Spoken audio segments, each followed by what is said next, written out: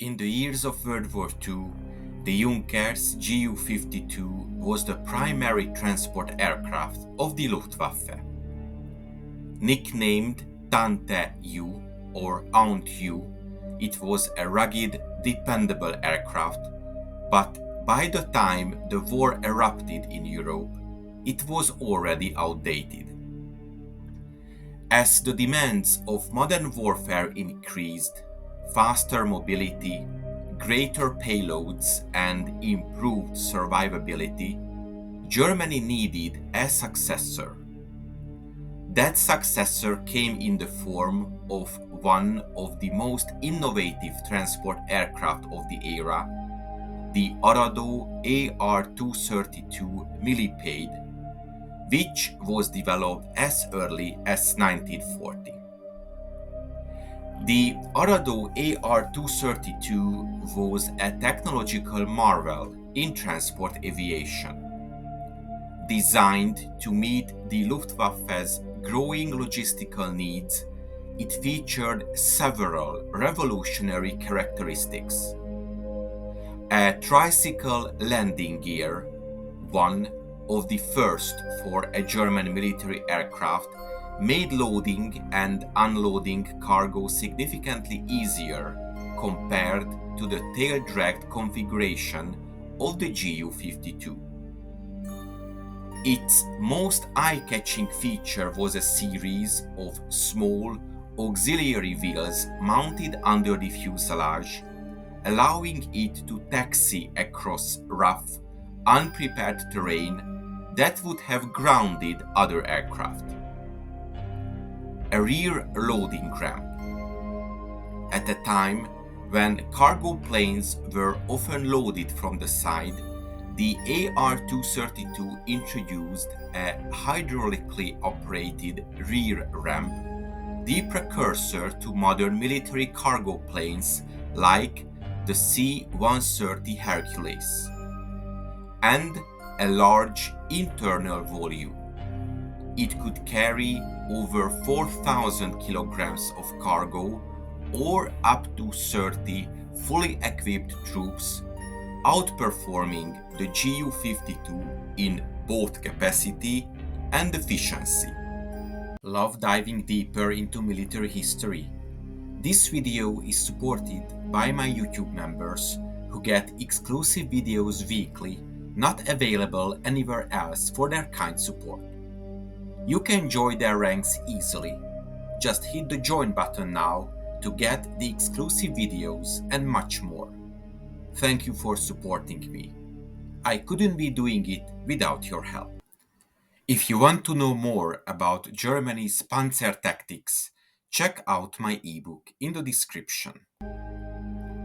It even boosted twin tail to improve rear loading access and had a relatively high top speed of around 270 km per hour, significantly faster than the lumbering Ju-52. The AR-232 was a remarkable leap forward, but it suffered from the same problem that plagued many advanced German designs. It arrived too late and in too few numbers. Only around 20 were built before the war's end, and its potential remained largely untapped. But what if the AR-232 had entered service earlier, say by 1941, and in substantial numbers? Supplying German forces on the Eastern Front, especially during the brutal Russian winters, was a logistical nightmare. The Ju-52 struggled with poor runways, limited payloads, and vulnerability to Soviet fighters. A fleet of AR-232s could have significantly improved the supply chains to encircle forces like the Sixth Army at Stalingrad. With better off-runway capability and more cargo per flight, the Millipede could have reduced the Luftwaffe's heavy losses and possibly sustained pockets to German resistance longer. Germany's early war success with airborne assaults, such as the invasion of Crete in 1941, demonstrated the power of paratrooper-supported warfare. The AR-232, with its rear ramp and high troop capacity, would have revolutionized such missions, allowing for quicker deployment of troops and equipment, and even light vehicles. Its speed and ruggedness could have led to more daring, deep strike airborne operations throughout Europe. Even raids deep behind enemy lines, a concept akin to today's special forces operations, might have become feasible. The AR-232 could land commandos and even vehicles under the cover of darkness and extract them after the sabotage missions, thanks to its short takeoff and landing capability on rough fields.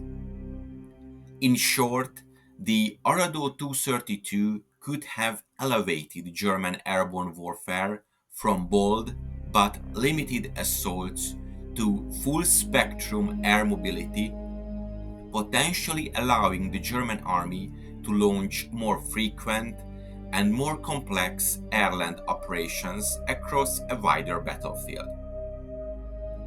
The 232's pioneering features foreshadowed post-war transport aircraft design. If mass-produced earlier, Germany could have set new standards in air logistics and influenced global transport aircraft design sooner. The Allies, impressed with captured examples, studied it closely. Its innovations were not lost on aircraft engineers in the US and Soviet Union after the war. The 232 was not just an improvement, it was a generation ahead of its contemporaries. But like so many advanced German projects, its impact was hampered by industrial limitations, shifting priorities, and the deteriorating war situation. Had it been introduced in larger numbers before the tide turned against Germany, it might have significantly altered the strategic mobility of the German army. Instead, the 232 became another symbol of Germany's technological brilliance, overshadowed by poor timing and strategic missteps. Today, it stands as a fascinating what-if in aviation history. An aircraft that truly could have carried the Luftwaffe further, faster, and deeper into enemy territory, if only it had arrived in time. I hope you enjoyed this episode. If you want to support my channel, check out the PayPal donation link in the description or consider becoming a member. To make sure you don't miss my future work, subscribe to my channel please and press the bell notification button. Thank you for watching and see you in the next video.